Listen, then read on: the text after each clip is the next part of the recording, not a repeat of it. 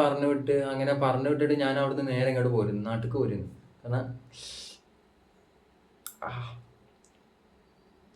വായ്പ വന്നു കഴിഞ്ഞാൽ വലിയ ബുദ്ധിമുട്ടാണ്. അങ്ങനെ എല്ലാവരും ഞാൻ അവിടുന്ന് പറഞ്ഞു വിട്ട് ഹോട്ടലിന്. അപ്പോൾ ഞാൻ അവിടുന്ന് പോകുന്നേക്ക് നാട്ടിലേക്ക് പോരാന്നുള്ള മൈൻഡിൽ പോയിരുന്നു. അപ്പോൾ അങ്ങനെ ലിഫ്റ്റ് അടിച്ച് ഇങ്ങനെ പോകുന്ന ചങ്ങായി, ഒരു ടീമിൽ ഒരു ചെങ്ങായിനെ കണ്ട്. ആ ചെങ്ങായി പറഞ്ഞു, ആ ചെങ്ങായിനോട് പരിചയപ്പെട്ട ചങ്ങായി പറഞ്ഞു, ആ ഞാൻ ചെങ്ങായിനോട് കാര്യം പറഞ്ഞു, ജോലിയില്ലാതെ ഇങ്ങനെ നടക്കുകയാണ്, ഇങ്ങനെ പോരുകയാണ്, നാട്ടിലേക്ക് പോരുകയാണെന്നൊക്കെ പറഞ്ഞാൽ ചെങ്ങായി പറഞ്ഞു, ആ നീ നാട്ടിലേക്ക് പോരാന്നൊക്കെ പറഞ്ഞു. അങ്ങനെ നാട്ടിലേക്ക് പോരാൻ വേണ്ടി നിന്ന്, അങ്ങനെ നാട്ടിലേക്ക് പോരാൻ വേണ്ടി നിന്നേക്ക് ഞാൻ പോന്ന് റെയിൽവേ സ്റ്റേഷനിലെത്തി. റെയിൽവേ സ്റ്റേഷനിലെത്തിയ എനിക്ക് ഒരു കാസർഗോഡ് നിന്ന് ഒരുത്തനെ ഞാൻ പരിചയപ്പെട്ടു. എൻ്റെ പോലെ ഞാൻ ആദ്യമായിട്ടാണ് ഒരുത്തരം ഇങ്ങനെ പരിചയപ്പെടുന്നത്. അങ്ങനെ പരിചയപ്പെട്ട് അവൻ്റെ വീട്ടിലോട്ട് ഞാൻ പോയി. ഒരു ദിവസത്തെ പരിചയമുള്ളൂ. അവൻ്റെ വീട്ടിലോട്ട് ഞാൻ പോയി. ഞാൻ ആദ്യമായിട്ടാണ് കാസർഗോഡ് പോണേ. അതോ അറിയാത്തൊരു തന്നെ ഇന്നലെ ആദ്യമായിട്ട് പരിചയപ്പെട്ട ഒരു തന്നെ. അങ്ങനെ കാസർഗോഡ് പോയി, അവൻ്റെ വീട്ടിൽ പോയി. എടാ നമ്മളെ വീട്ടിലൊക്കെ സാധാരണ നമ്മളെ ഉമ്മമാരും പെങ്ങന്മാരൊക്കെ വേറെ ആരെങ്കിലൊക്കെ വരികയാണെങ്കിലും നമ്മളെ കൂട്ടുകാരന്മാരൊക്കെ വരികയാണെങ്കിൽ നമ്മളടുത്ത് മുണ്ടും. ഇപ്പം എന്താ ചെയ്യുന്നത്, പഠിക്കുകയാണോ, അങ്ങനെ അങ്ങനെ കാര്യങ്ങളൊക്കെ ചോദിച്ചു. അവിടെ ആ ഒരു ഏരിയ പറഞ്ഞതിൽ അങ്ങനെയല്ല കേട്ടോ. അങ്ങനത്തെ ഒരു ഇതൊന്നുമില്ല. വീട്ടുകാരൊക്കെയാണോ അവരോടുള്ള മിണ്ടലും പറച്ചിലും മാത്രമേ ഉള്ളൂ. നമ്മളടുത്ത് അത്ര അടുപ്പം കാണിക്കുക അങ്ങനെയൊന്നുമില്ല. അതൊക്കെ വല്ലാണ്ടൊരു വേറൊരു ഫീൽ തന്നെയായിരുന്നു. കാരണം ഞാൻ ഇന്നേ വരെ അങ്ങനത്തെ ഒരു ഫീൽ എനിക്ക് കിട്ടിയിട്ടുണ്ടായിരുന്നില്ല. ഒരു വ്യത്യസ്ത ഒരു ഫീല്. അപ്പോൾ അവനൊരു വീഡിയോഗ്രാഫറാണ്. പിന്നെ അവൻ്റെ ഒപ്പം ഞാൻ അങ്ങനെ പോയേക്ക് അവൻ വീഡിയോ എടുക്കാനൊക്കെ തുടങ്ങി. 2 ദിവസം ഞാൻ അവിടെ ഉണ്ടായിട്ടുള്ളൂ അവൻ്റെ നാട്ടിൽ. 2ാമത്തെ ദിവസമാണ് അവന് വീഡിയോ എടുക്കേണ്ട എന്തൊക്കെ ആവശ്യം വന്നേക്ക് ഞാനും കമ്പനിക്ക് പോയി. കാരണം എനിക്കവിടെ വേറെ ഒന്നും ചെയ്യാനില്ല. ഞാൻ മറ്റേ ലൈറ്റ് ലാമ്പൊക്കെ പിടിച്ചിട്ട് അങ്ങനെ മോൻ്റെ കൂടെ അങ്ങനെ കുറേ നേരം നിന്ന്. പിന്നെ അവിടുത്തെ ഫുഡ്, കാസർഗോഡ് ഫുഡ് എനിക്ക് ഭയങ്കരമായിട്ട് ഇഷ്ടമായി. പിന്നെ എൻ്റെ മോനെ ഞാൻ അവിടുത്തെ മറ്റേ മാലിക് ദിനാർ എന്ന് പറഞ്ഞിട്ടൊരു പള്ളിയുണ്ട്, അവിടെ പോയി. വലിയ പള്ളിയാണ്, പണ്ടത്തെ പള്ളിയാണെന്നൊക്കെ പറയണേ. എനിക്ക് അതിനെക്കുറിച്ചുള്ള വ്യക്തമായ കാര്യങ്ങൾ അറിയാത്തതുകൊണ്ട് ഞാൻ അതിനെക്കുറിച്ചൊന്നും പറയുന്നില്ല. അപ്പോൾ അങ്ങനെ പള്ളിയിൽ പോയി. കാസർഗോഡ് വരെ കോസ്റ്റ്യൂം എന്ന് പറയാൻ തന്നെ ഒരു വേറെ രസമാട്ടോ. കാരണം നമ്മൾ നേരിട്ട് കാണുകയാണ്. കാസർഗോഡ് ഡ്രസ് കളക്ഷൻ നമ്മൾ ചെറുക്കന്മാർ പൊതുവെ പറയാറുണ്ടെങ്കിൽ പോലും അവിടെ ചെന്ന് നേരിട്ട് കാണുകയാണ്. അപ്പോൾ അതിൻ്റേതായ ഒരു ഫീല് വേറെ തന്നെയായിരുന്നു. കാരണം എല്ലാവരും ഇപ്പം ഞാൻ കരുതി നമ്മളായിരിക്കും അതിൻ്റെ വലിയ വലിയ മെയിന്. നമ്മളെ പുറത്തുനിന്നുകൊണ്ട് അത്രയും സെറ്റപ്പിലല്ലേ ചെല്ലുക. നമ്മളായിരിക്കും വലിയ മെയിൻ. നമ്മൾ നോക്കുമ്പോൾ ഫുള്ള് നമ്മൾ ഇന്നേ വരെ കാണാത്ത രീതിക്കുള്ള അത്രയും ഒരു കളക്ഷൻ ആയിരുന്നു അവിടെ. ഡ്രസ് കളക്ഷൻ എന്ന് പറയാൻ പറ്റും. അങ്ങനെയുള്ളവന്മാരെയൊക്കെ നമുക്ക് പള്ളിയിൽ നിന്ന് കാണാൻ പറ്റി. അതൊക്കെ കഴിഞ്ഞ് അവിടെ നിസ്കാരമൊക്കെ കഴിഞ്ഞ് നേരെ പോന്ന് നാട്ടിലേക്ക് പോന്ന്. നാട്ടിൽ പോയിട്ട് പിന്നെയും വേറെ ഒരു ജോലി എറണാകുളത്ത് സെറ്റായി. എറണാകുളത്ത് പോയി. പിന്നെ എൻ്റെ കോളേജ് ഉണ്ടായിരുന്നു, എൻ്റെ ഒരു കൂട്ടുകാരത്തി കോളേജ് ഉണ്ടായിരുന്നു. ഞാനൊരു ദിവസം വീട്ടിലോട്ട് പോണ കാര്യം പറഞ്ഞാൽ അങ്ങനെ ഉമ്മാക്ക് വീഡിയോ കോൾ ചെയ്തിരിക്കുന്ന ടൈമിലാണ് എൻ്റെ കോളേജ് വീഡിയോ കോൾ വന്നത്. അപ്പോൾ വീഡിയോ കോളിൽ ഉമ്മാനെ ടാറ്റാട്ടി കാണിച്ചു കൊടുത്തത്. അപ്പം മാരെന്ന് ചോദിച്ചാൽ അങ്ങനെ സംസാരിച്ച്.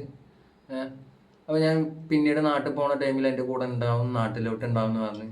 അപ്പോൾ നാട്ടിലേക്ക് ഞാനങ്ങനെ അവളെ കൊടുന്ന്, അവൾ പുറത്തുള്ളതാണ്. അപ്പോൾ അവളെ കൊടുന്ന് ഒരു ദിവസം നാട്ടിലുണ്ടായിരുന്നു. ഒരു ദിവസം നാട് കാണിക്കാൻ വേണ്ടി വന്നതാ. പക്ഷേ നമ്മൾ നേരം വെളുക്കാത്ത നാട്ടുകാരുള്ളത് കൊണ്ട് നമുക്ക് അതിനൊന്നും പറ്റൂല. ഒരു പെൺകുട്ടീനെ കണ്ടു കഴിഞ്ഞാൽ പെൺകുട്ടി എങ്ങനെയാണോ എന്താണോ എന്ന് ചിന്തിക്കാണ്ട് വെറുതെ വർത്തമാനം പറഞ്ഞ് നടക്കുന്ന നാട്ടുകാരുണ്ട്. ഞാൻ പറഞ്ഞല്ലോ, ഞാനൊരു നാട്ടുകാർ തന്നെ പറഞ്ഞുതരാം. ഇവിടെ വള്ളീത്ത് നിങ്ങൾ കേട്ടിട്ടുണ്ടാവും, കൂരാച്ചിപ്പടി കുപ്പൂത്ത് വള്ളീത്ത്. അതിൽ ഞാൻ അവളായിട്ട് വന്ന് എൻ്റെ ഉമ്മാക്കും ഉപ്പാക്കും ഇല്ലാത്ത പ്രശ്നങ്ങളാണ് നാട്ടുകാർക്കുള്ളത്. ഒരു സൈഡിൽ നിന്ന് ഞാൻ അവളെ ചാടിച്ച് കൊടുന്നു, ഒരു സൈഡിൽ നിന്ന് ഞാൻ അവളെ കല്യാണം കഴിച്ച് കൊടുന്നു. മോൻ്റെ പെണ്ണിനും കൂട്ടി കൊടുത്തിട്ടുണ്ട്. എന്തൊക്കെ അപരാധമാണ് എൻ്റെ നാട്ടുകാർ പറിച്ചു കൊടുക്കുന്നതെന്ന് അറിയും. എനിക്ക് സത്യത്തിൽ കേട്ടേക്ക് സങ്കടം വന്ന്. കാരണം നമ്മൾ വീട്ടിൽ ഒരാളെ അതിഥിനെ കൊണ്ടുവരിക എന്ന് പറഞ്ഞു കഴിഞ്ഞാൽ എന്തുകൊണ്ട് നാട്ടുകാരിങ്ങനെ പറഞ്ഞു നടക്കണമെന്ന് ഞാൻ ആലോചിക്കുന്നത്. കാരണം സ്വന്തം കാര്യം നേരാവണ്ണം നോക്കാത്ത നാട്ടുകാരാണ് ബാക്കിയുള്ളവരുടെ കാര്യത്തിൽ ഇത്ര ഇടപെടാള്. എൻ്റെ കൂട്ടുകാരന്മാരമ്മ ബാക്കിയുള്ളവർ എന്നെ റോഡിൽ കൂടെ പോണവരോടൊക്കെ എന്നോട് ചോദിച്ചു, നീ എന്താണ് എറണാകുളത്തു നിന്ന് ഒരു പെണ്ണിനൊക്കെ കൂട്ടിക്കൊടുന്നല്ലോ എന്ന്. അപ്പോൾ ഇവരെ പൂതിയൊക്കെ ഞാൻ എറണാകുളത്ത് നിന്ന് ഒരു പെണ്ണിനെ കൂട്ടിക്കൊടുന്നു, ഞാൻ അവിടുന്ന് തട്ടിക്കൊടുന്നു, അവിടുന്ന് പൊക്കിക്കൊടുന്നു, കല്യാണം കഴിച്ചാൽ കൊടുന്നു എന്നൊക്കെയാണ്. ഇതെങ്ങനെയോ കറങ്ങി തിരിഞ്ഞ് എൻ്റെ ഉമ്മാൻ്റെ വീട്ടിലോട്ടെത്തി. എൻ്റെ ഉമ്മാൻ്റെ കൂടി അങ്ങ് പട്ടാമ്പി കിടക്കുന്നു, ഞാൻ ഇവിടെ വിളവരും. എങ്ങനെയൊക്കെ കറങ്ങി തിരിഞ്ഞ് അങ്ങോട്ടെത്തിയപ്പോൾ ഇതിൻ്റെ ട്രാക്കേ മാറിയിരിക്കണു. ഞാൻ മോലാളിയുടെ മകളെ അവിടുന്ന് ചാടിച്ചു കൊടുക്കുന്നൊക്കെയാണ് കഴിക്കണം. എന്തൊക്കെ അപരാധങ്ങൾ കേൾക്കണം വെച്ചിട്ടാ. പിന്നെ അതേമാതിരി കാക്കോൻ്റെ കമ്പനിക്കാരുണ്ട് നാട്ടിൽ ക്ലബ്ബിൽ. ഞാൻ ക്ലബ്ബിൽ ഇറങ്ങിയപ്പോൾ എന്നോട് ചോദിക്കുന്നത്, കല്യാണമൊക്കെ കഴിഞ്ഞിട്ട് എന്താ ചിലവില്ലാത്ത പുതിയ പെണ്ണിനോടൊക്കെ വന്നല്ലോ. ഞാൻ പറഞ്ഞു, ഞാൻ കല്യാണം കഴിക്കണത് നിങ്ങൾ കണ്ടോ? കണ്ടെങ്കിൽ ചിലവരായിരുന്നു പറഞ്ഞല്ല എല്ലാവരും ഇങ്ങനെ പറഞ്ഞു നടക്കുന്നുണ്ട്.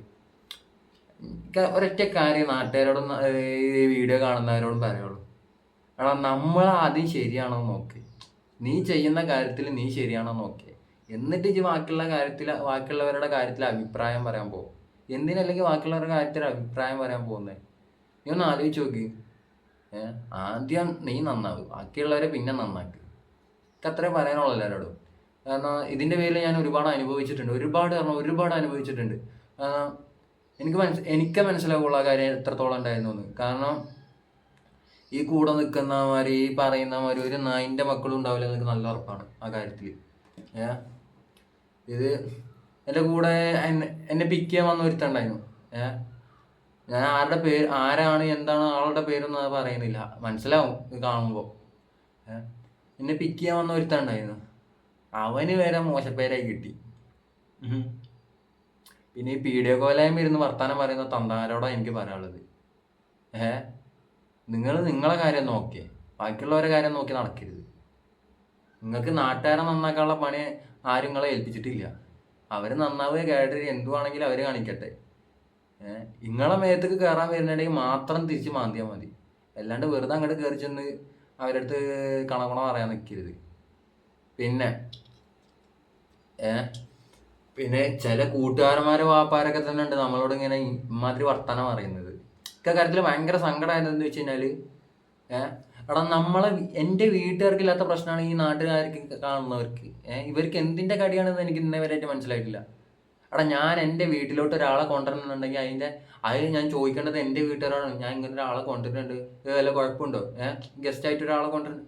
അവിടെ സ്വന്തം വീട്ടിലോട്ടൊരു അതിഥിനെ കൊണ്ടുവരാൻ പറ്റുന്നില്ല എന്നുണ്ടെങ്കിൽ അത് കൊണ്ടുവരുമ്പോൾ തന്നെ നാട്ടുകാർ പലതും പറഞ്ഞുണ്ടാക്കണത് എൻ്റെ വീട്ടുകാർ കേട്ടിട്ട് എൻ്റെ വീട്ടുകാർ സങ്കടപ്പെടേണ്ട വല്ല ആവശ്യമുണ്ടോ?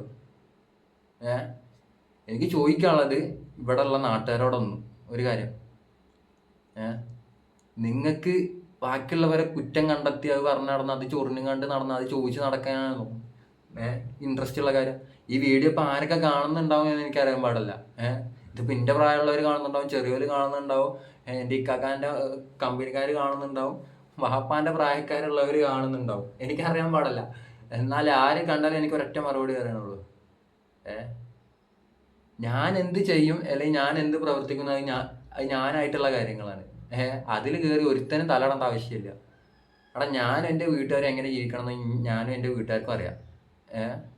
പിന്നെ നിങ്ങളെ അഭിപ്രായം പറച്ചിൽ അത് നിങ്ങൾ അവിടെ ഇരുന്ന് പറഞ്ഞോളി. ആ അഭിപ്രായം കൊണ്ട് എൻ്റെ അടുത്തേക്ക് വരാൻ നിൽക്കരുത്, നല്ലത് വരാണ്. ഈ നാട്ടുകാരോട് ഇല്ലാത്ത ഒരു വെറുപ്പും വിദ്വേഷം എനിക്ക് ഇനി ചോദിച്ചു വരുന്നവരോട് ഉണ്ടാക്കി വെക്കരുത്. എനിക്ക് അത്രേ പറയാനുള്ളൂ. പിന്നെ ഞാൻ വിഷയത്തിൽ നിന്ന് തന്നെ മാറുന്നുണ്ട്, സോറി.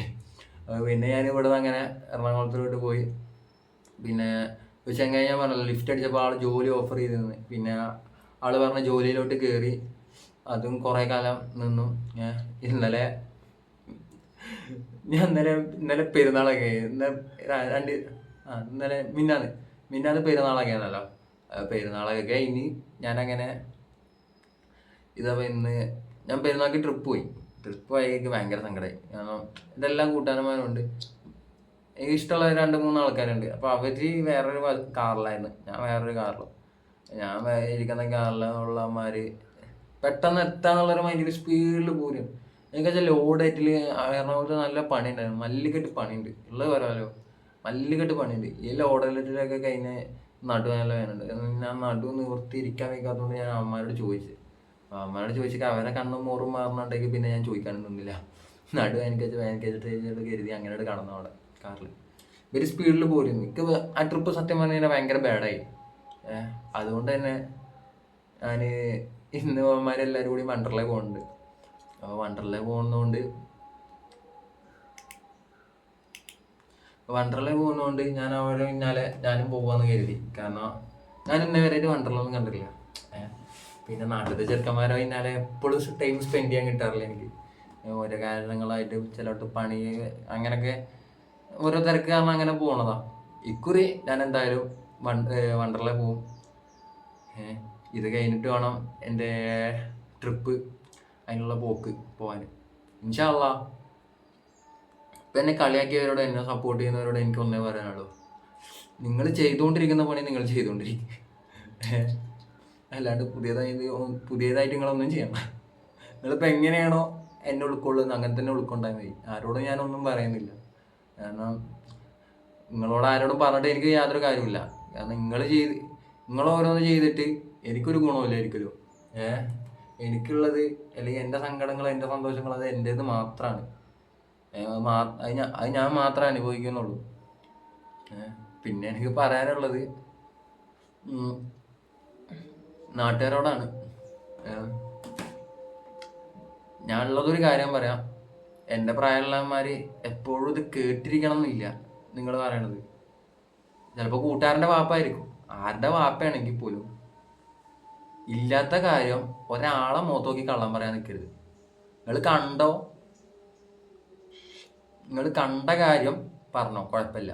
പക്ഷെ കാണാത്ത കാര്യം അവിടുന്ന് ഇവിടുന്ന് കേട്ടിട്ട് പലയിടത്തും പറഞ്ഞു നടന്നിട്ട് അതുപോലെ എന്തെങ്കിലും ചോദ്യമായിട്ട് ഇനി എപ്പോഴെങ്കിലും എൻ്റെ നേരക്ക് വന്നിട്ടുണ്ടെങ്കിൽ സത്യം പറയാലോ, ഞങ്ങൾ എത്ര വയസ്സിന് മൂത്തതാണോ എത്ര വയസ്സിന് താഴെയുള്ളതാണോ ഞാൻ നോക്കൂല, ഞാൻ നല്ലിട്ട് നാണം കെടുത്തും.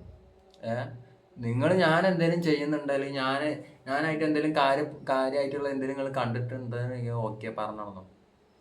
ഇല്ലാത്ത കാര്യം വെറുതെ പറഞ്ഞു നടക്കണം. നാട്ടിലെ ഒരു മൂലക്ക് നിൽക്കണ ഓരോരുത്തന്മാരുണ്ടല്ലോ, അത് അറിയാമല്ല ആരൊക്കെയാണ്. അവരോടെ പറയാനുള്ളത് ഞാൻ നല്ല വർത്താനം പറയും. അപ്പോൾ ശരി, വേറൊരു വീഡിയോയിൽ കാണാം.